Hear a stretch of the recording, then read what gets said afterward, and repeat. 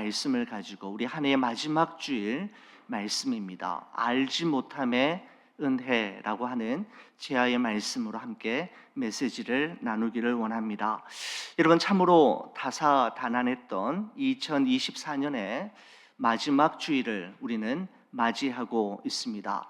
마지막이라고 하는 단어를 떠올리게 되면은 책 제목이 생각이 납니다. 오헬리의 단편 소설인 마지막 입세라거나 알퐁스 도데의 마지막 수업, 랜디 포시 교수의 마지막 수업, 마지막 강의라고 하는 책 제목도 생각이 나고, 아카데미 시상식에서 9개 부문에서 모두 다 상을 휩쓸었던 마지막 황제라고 하는 영화의 제목도 떠오릅니다. 여러분, 어떤 말에든지 간에 마지막, 라스트라고 하는 단어를 붙이게 되면 왠지 모르게 숙연해지기도 하고 보다 진지해짐을 느끼곤 합니다. 여러분, 성탄절을 낀 지난 한 주간 저는 2024년의 한 해를 되돌아보면서 일기를 쓰기도 하고 책도 보다가 도종환 시인의 담쟁이라고 하는 시를 선물로 받았습니다. 하나님께서 저에게 주신 시라고 생각이 되어집니다. 오늘 목회 칼럼에서도 그 시를 실었습니다마는 이런 내용입니다. 저것은 벽, 어쩔 수 없는 벽이라고 우리가 느낄 때, 그때 담쟁이는 말없이 그 벽을 오른다. 물 한 방울 없고 씨앗 한 톨 살아남을 수 없는 저것은 절망의 벽이라고 말할 때 담쟁이는 서두르지 않고 앞으로 나아간다. 한 뼘이라도 꼭 여럿이 함께 손을 잡고 올라간다. 푸르게 절망을 다 덮을 때까지 바로 그 절망을 잡고 놓지 않는다. 저것은 넘을 수 없는 벽이라고 고개를 떨구고 있을 때 담쟁이 잎 하나는 담쟁이 잎 수천 개를 이끌고 결국 그 벽을 넘는다라고 하는 시입니다. 여러분, 첫 식구가 이것이었습니다. 저것은 벽이라고 하는 식구이었습니다. 여러분, 이 말은 오를 수 없음을 이야기하고 넘어갈 수 없음을, 그리고 불가능함을, 그리고 여기까지임을 전해주는 메시지를 가지고 있죠. 저것은 벽이라는 식구 말입니다. 여러분, 그래서 많은 사람들이 벽 앞에서 포기하고 되돌아서는데 시인 역시 되돌아서려고 할 때 말없이 묵묵히 벽을 오르고 있는 담쟁이를 발견하고는 용기를 얻고 희망을 얻었다라고 이야기하고 있습니다. 여러분, 그것도 그 담쟁이가 혼자 오르는 것이 아니라 동료 담쟁이 잎들과 함께 손에 손을 잡고 벽을 오르는데 그 절망의 벽을 푸르름으로 다 덮어버릴 뿐만 아니라 결국에는 그 벽을 넘었다라는 표현으로 이 시가 마무리되고 있는 것을 보게 됩니다. 저는 이 한 편의 시를 만나서 읽고 또 읽으면서 다사다난했던 한 해를 지나온, 그리고 마지막 주일을 맞이한 우리 좋은 비전 교회 성도들의 모습이 바로 이와 같다라는 생각이 들었습니다. 어느 것 하나 쉽게 일사천리로 진행된 일은 없었지만 우리 각자가 만난 저마다의 여러 가지 종류의 벽들 앞에서 두려워하거나 뒤로 물러서지 않고 다 함께 손을 잡고 서로를 위해 위로하고 격려하며 기도하였기에 우리는 하나님의 도우심으로 벽을 오를 수 있었고 결국은 그 벽을 넘을 수도 있었던 것입니다. 여러분, 그래서 저는 아프리카 속담 중에 이 속담을 참 좋아합니다. 빨리 가려면 혼자 가고 오래 가려면 함께 가라라는 바로 이 말입니다. 여러분, 그렇습니다. 오래 가고 멀리 가려면, 벽을 넘고 벽을 오르려면, 그리고 끝까지 완주하려면 함께 가야 가능한 것이죠. 우리 앞뒤 좌우에 계신 분들, 아니 좌우에 계신 분들과 한번 인사 한번 나누시겠습니까? 함께 갑시다. 함께 해주셔서 감사합니다. 함께 갑시다. 함께 해주셔서 감사합니다. 네, 고맙습니다. 여러분, 저는 설교를 시작하면서 저것은 벽, 어쩔 수 없는 벽이라는 식구와 함께 오늘 설교를 시작하였습니다. 한 해의 마지막 주일을 여러분과 함께 보내면서 이 벽에 대해서 여러분과 조금 더 생각해 보고자 합니다.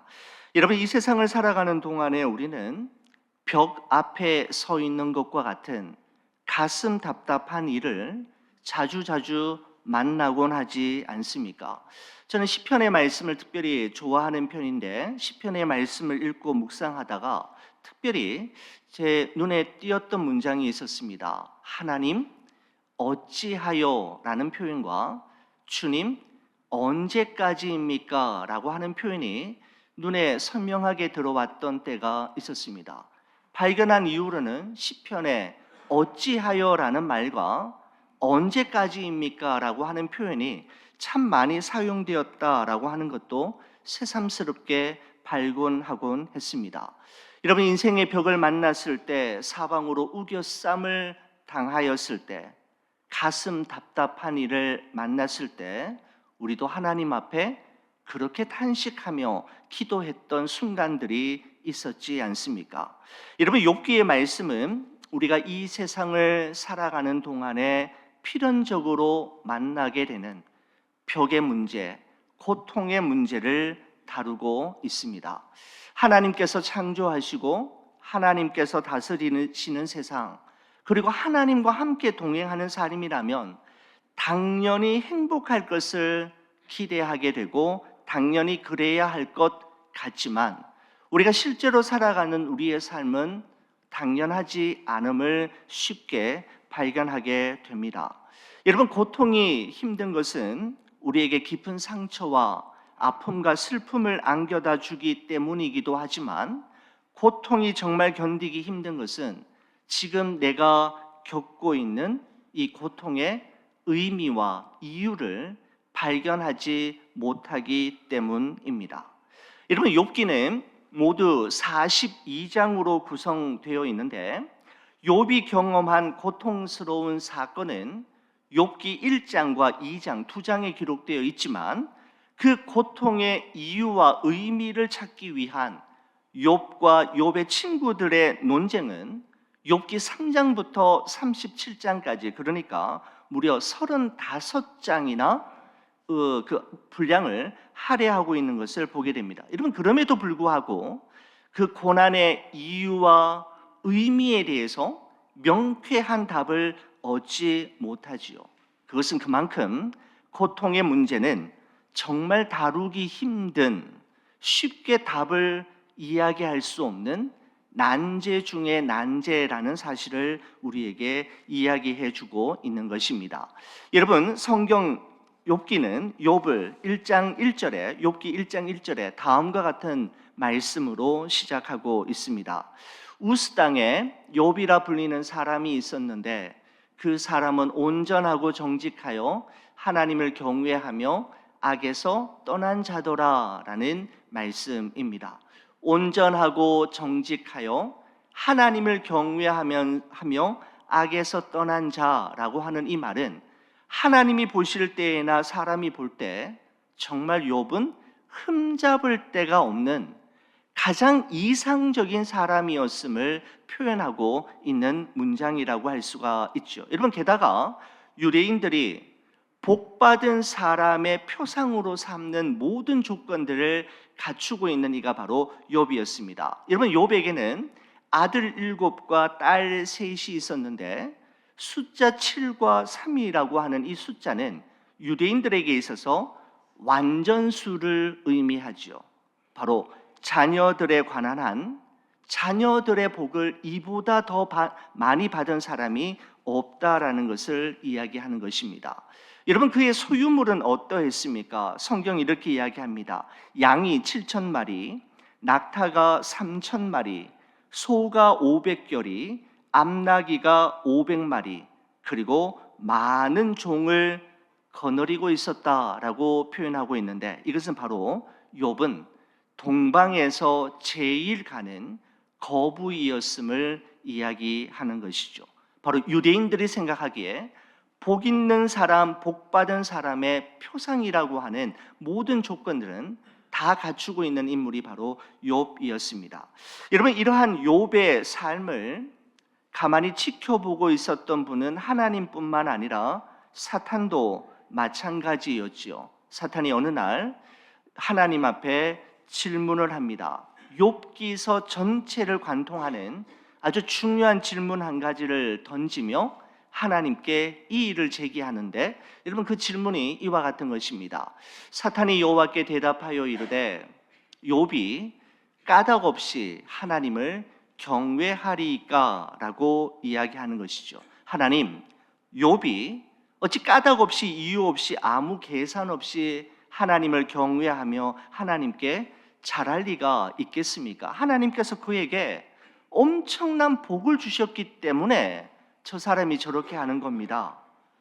욥에게 주셨던 10자녀와 많은 소유물들, 그리고 그의 건강을 빼앗으시고 치시면 욥이 정말 하나님 앞에 잘하는 진짜 이유가 무엇인지를 알게 될 겁니다. 한번 그 복을 빼앗아 보십시오 라는 제안으로 욥의 시험이 시작이 되지 않습니까?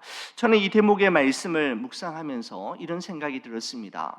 욥이 알지도 못하는 곳에서, 알지도 못하는 사이에 욥의 앞날과 욥 앞으로 되어질 일들을 두고 사전 모의가 있었다라고 하는 점이 제게 참 의미 있게 다가왔습니다. 욥의 앞날과 욥에게 되어질 일들에 대한 사전 모의가 이미 있었다라는 것이죠.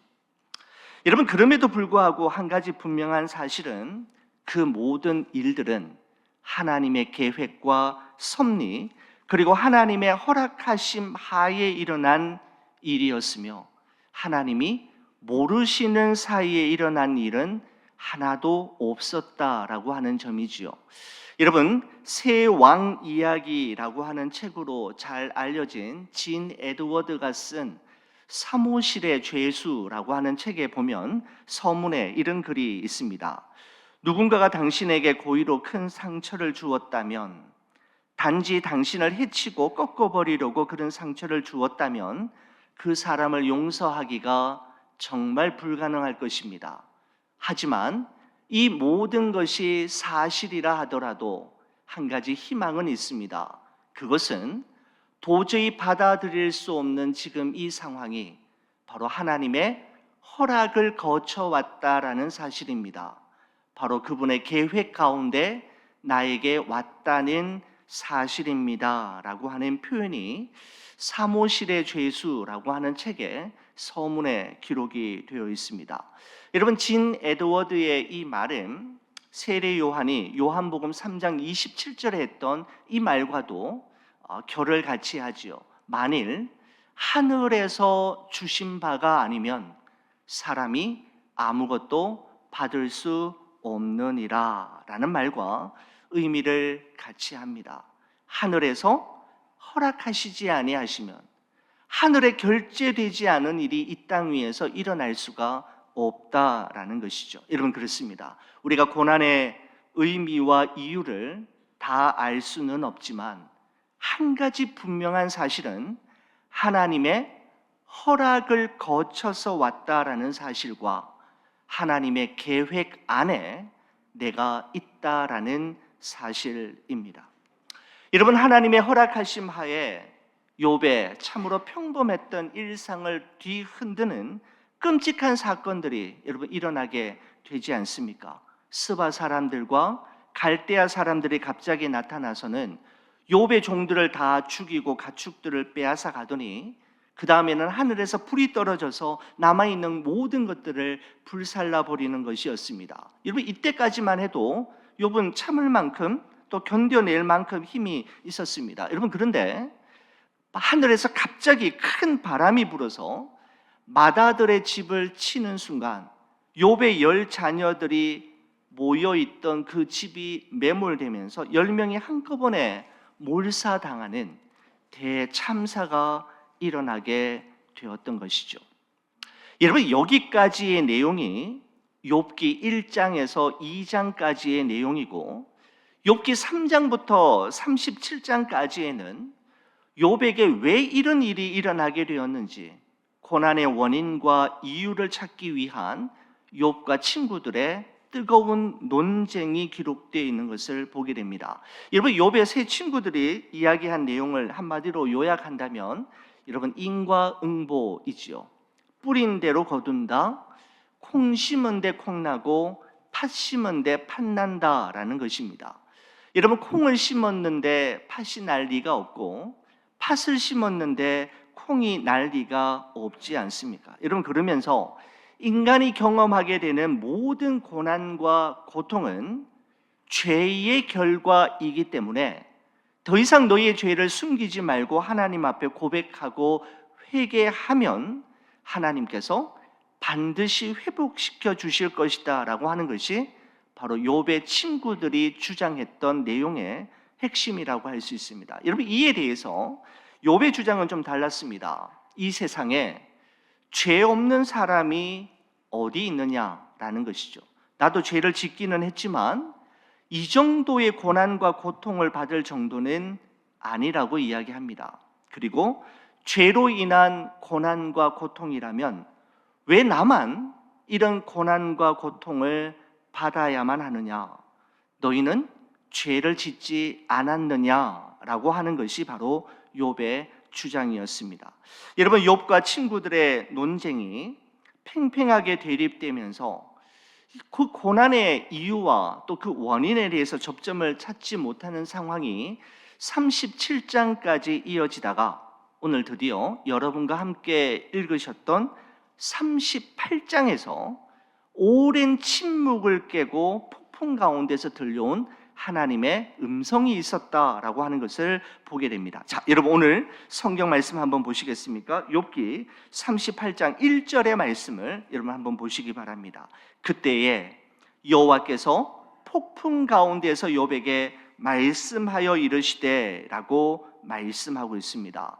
여러분, 하나님께서는 욥이 가지고 있었던 질문들, 하나님 어찌하여 이런 일이 나에게 언제까지입니까?에 대해서는 아무런 대답도 하시지 않은 채 오히려 내가 묻는 질문에 대답해 보라 라고 이야기하시는 것이죠. 자, 여러분 한번 3절의 말씀을 보십시오. 너는 대장부처럼 허리를 묶고 내가 내게 묻는 것을 대답할지니라 라고 하면서 하나님의 질문이 시작이 되는데 4절 보십시오. 내가 땅에 기초를 놓을 때에 내가 어디 있었느냐? 5절 말씀에 누가 그것의 도량법을 정하였는지, 누가 그 줄을 그것의 위에 띄웠는지 네가 아느냐? 6절에 그것의 주추는 무엇 위에 세웠으며 그 모퉁이 돌을 누가 놓았느냐라고 하는 질문으로 시작해서 욥기 38장, 39장, 40장, 41장까지 4장에 걸쳐서 하나님은 욥에게 무려 77가지의 질문을 거침없이 쏟아내는 것을 보게 됩니다. 여러분, 이런 질문들도 있었습니다. 바닷속 깊은 곳에 있는 물의 근원에까지 들어가 보았느냐? 빛이 어디에서 오는지, 어둠의 근원이 어디에 있는지 너는 아느냐?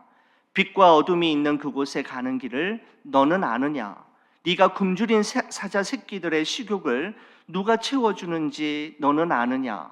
까마귀 떼가 먹이가 없어 헤맬 때에 그 새끼들이 먹이를 달라고 조를 때에 그 까마귀 떼에게 먹이를 주는 이가 누구인지 너는 아느냐라고 하면서 왜 사자는, 왜 염소는, 왜 들소는, 타조는, 말은, 나귀는, 까마귀는, 황소는 왜 독수리가 그렇게 하는지 너는 아느냐 등등 무려 이런 7가지의 질문을 하나님께서 욥에게 하시는데, 여러분, 가장 핵심되는 질문은 이것입니다. 너는 아느냐? 너는 알 수 있느냐라는 것이죠. 여러분, 하나님의 질문에 대해 욥은 아무런 대답을 하지 않았습니다. 아니, 대답할 수가 없었던 것이죠. 왜 대답할 수가 없었습니까? 아무것도 몰랐기 때문입니다. 하나님의 질문에 대해 욥은 대답할 말을 찾을 수가 없었던 것이죠. 여러분, 그렇습니다. 저는 이 말씀을 묵상하면서 이런 생각이 들었습니다. 우리가 알지 못하는 세계, 알 수 없음의 세계가 존재한다라고 하는 사실 말입니다. 여러분 어떻게 생각하십니까? 여러분은 지구가 움직인다고 생각하십니까? 아니면 정지해 있다라고 생각하십니까? 여러분, 우리가 지구 과학 시간에 우리가 학교 다닐 때 배웠습니다마는, 여러분, 지구가 자전과 공전을 하고 있지 않습니까? 여러분, 자전이라는 것은 지구가 23.5도 기울어진 채 하루에 한 바퀴씩 스스로 회전하는 것을 자전이라고 이야기하죠. 여러분, 그 다음에 공전이라고 하는 것은 지구가 태양 주위를 365일을 주기로 한 번 도는 것을 공전이라고 합니다. 지구가 자전이 있기 때문에 밤과 낮이 바뀌게 되는 것이고, 또한 지구가 태양 주위를 공전하고 있기 때문에 봄, 여름, 가을, 겨울이라고 하는 사계절의 변화가 생기게 되는 것이죠. 여러분, 그런데 제가 어느 책에서 보니까 지구가 23.5도 이렇게 기울어진 채로 스스로 돈다라고 했지 않습니까? 도는데 그 자전의 속도가 어느 정도인가 하면 시속 1674km로 지구가 스스로 돈다라는 것이죠. 엄청나게 빨리 도는 겁니다. 지구의 공전 속도는요, 대략 시속 10만 8천 km로 도는 것이죠. 여러분, 정리하면 이렇습니다. 여러분, 우리가 살고 있는 지구는 지금 현재 시속 1674km로 스스로 돌면서 시속 10만 8천 km로 태양을 돌고 있다라는 것입니다. 여러분, 근데 우리가 지구가 움직이는 것을 느낄 수가 있습니까? 지구는 그대로 있는 것처럼, 움직이지 않고 정지해 있는 것처럼 느끼지 않습니까? 여러분, 이것은 무엇을 이야기하는가 하면, 우리가 느끼지 못한다고 해서 지구가 움직이지 않는 것은 아니라는 사실입니다.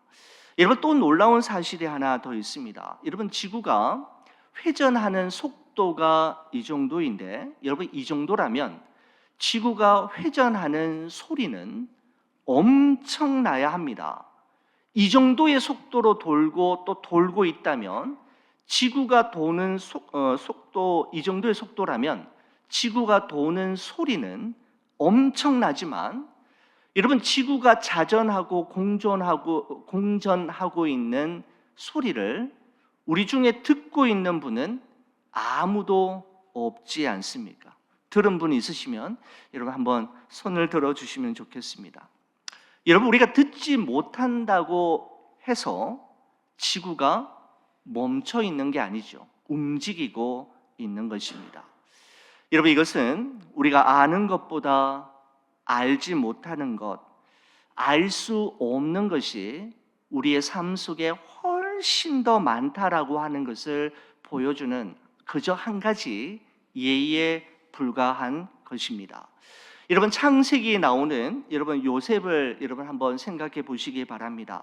야곱의 11번째 아들로 태어난 요셉은 어린 시절에 어머니 라헬이 자신의 동생, 막내 동생인 베냐민을 낳다가 죽는 것을 요셉은 자신의 눈으로 목도합니다. 이복 형제들의 미움을 받아서 구덩이에 던져진 채 죽을 뻔했지만 다행히도 목숨을 건지고 먼 나라에 노예로 팔려가게 되지 않습니까? 주인의 총애를 받아서 좀 괜찮아지는가 싶더니 여러분, 보디발 사모님의 유혹을 거부하다가 어떻게 됩니까? 감옥에 갇혀서 또 이제 어려운 시간들을 보내야만 했지 않습니까? 감옥에서 만났던 술 맡은 관원장의 꿈을 잘 해석해 주어서 이제는 드디어 자유의 몸이 되는가 했더니 꿈을 해석해 주었던 술 맡은 관원장이 요셉과의 약속을 잊어버리고 저버리는 일이 생겨나게 되지 않습니까? 여러분, 요셉은 지나온 자신의 삶을 돌아보면서 그 삶의 순간순간마다 여러분 얼마나 하나님께 간절히 기도했겠습니까? 하나님, 우리 엄마 살려주세요. 저 이 구덩이에서 건져주시고 노예로 팔려가지 않게 해주십시오. 저 너무너무 억울합니다. 저 억울함을 풀어주시고 감옥에 가지 않도록 도와주세요. 제가 도와주었던 저 사람 나를 기억나게 하셔서 저로 하여금 이 감옥에서 풀려나 자유의 몸이 되게 해주세요 라고 요셉은 정말 자신의 어려울 때마다, 참 힘든 일을 경험할 때마다 하나님 앞에 절박한 마음으로 기도했을 것입니다. 여러분, 그렇지만 요셉의 이러한 모든 기도는 외면당하였고 하나님은 왜 이런 일이 요셉에게 일어나야만 했는지에 대해 일일이 설명해 주시지 않으셨습니다. 성경은 단지 창세기를 읽는 독자들에게만 여호와께서 요셉과 함께 하셨다라는 말씀만 반복할 뿐이었습니다. 여러분, 우리는 그 말을 들으니까 괜찮았겠다 싶지만 여러분, 이 말을 직접 듣지 못한 요셉의 삶은 얼마나 답답하고 힘들었겠습니까? 그는 아마 자신이 만난 벽 앞에서 하나님, 어찌하여 이런 일이, 주님, 언제까지입니까? 라고 탄식하며 기도했을 것입니다. 여러분, 왜 하나님은 요셉에게 말씀해 주시지 않으시고 설명해 주시지 않으셨던 걸까요? 왜 말씀하시지 않고 왜 미리 설명해 주시지 않으셨을까요? 저는 이런 생각이 들었습니다. 알면 그 길을 가지 못하기 때문이었다라는 생각 말입니다. 알면 요셉이 그 길을 가지 못할 것을, 가지 않을 것을 하나님이 아셨기에 미리 말씀하시지 않고 미리 설명해 주시지 않으셨다라는 것이죠.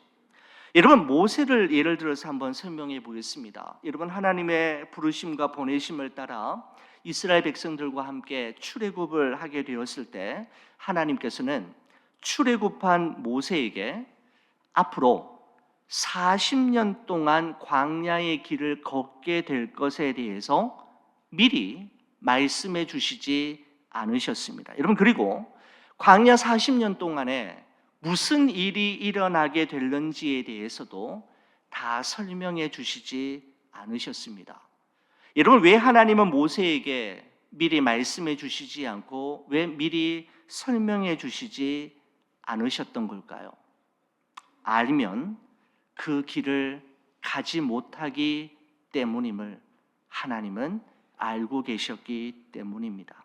모세가 알면 그 길을 가지 않을 것을, 가지 않으려고 할 것임을 아셨기에 하나님은 미리 말씀하시지 않으셨던 것이죠. 여러분, 죄송합니다만 제 삶을 돌아볼 때 제 인생에서 가장 중요한 결정들은 몰라서 한 것이 많았던 것 같습니다. 여러분, 솔직히 말씀드리면 목회자로 살아가는 것이 이런 것인 줄 미리 알았더라면 과연 이 길을 선택했을까라는 생각을 해본 적도 있습니다. 하나님께서 미리 알려주셔서 온 길, 미리 설명해 주셨기에 올 수 있었던 길이 아니라 몰랐기에 온 길이었고 몰라서 올 수 있었던 길이었음을 저는 발견할 수 있었습니다. 여러분, 그래서 알지 못함이 은혜로구나라는 사실을 깨닫게 되었던 것이죠. 여러분, 전도서 7장 13절 14절에 이런 말씀이 있습니다. 하나님께서 행하시는 일을 보라. 하나님께서 굽게 하신 것을 누가 능히 곧게 하겠느냐.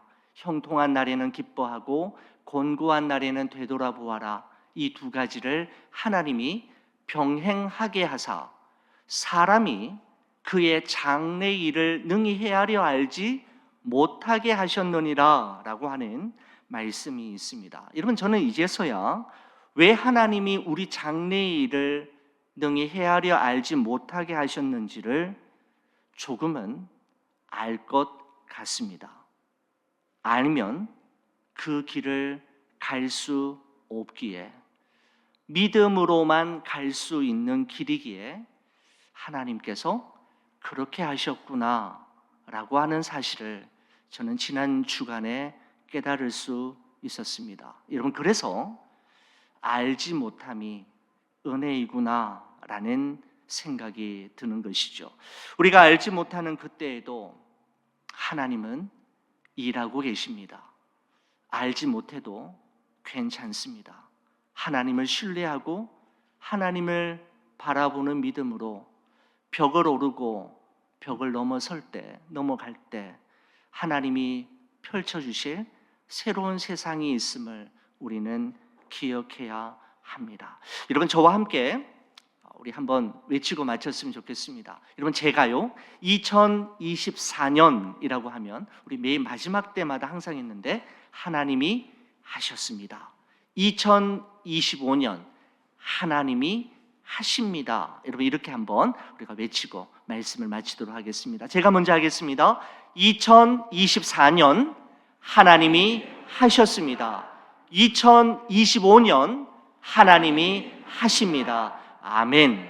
하셨고 하실 우리 하나님 바라보며 이 한 해를 잘 마무리하시고 또 새로운 마음으로 함차게 출발하는 여러분과 제가 되기를 간절히 축원합니다. 기도하시겠습니다. 사랑의 주 하나님 아버지, 감사합니다. 알지 못함이 은혜임을 깨닫게 해주셔서 감사합니다.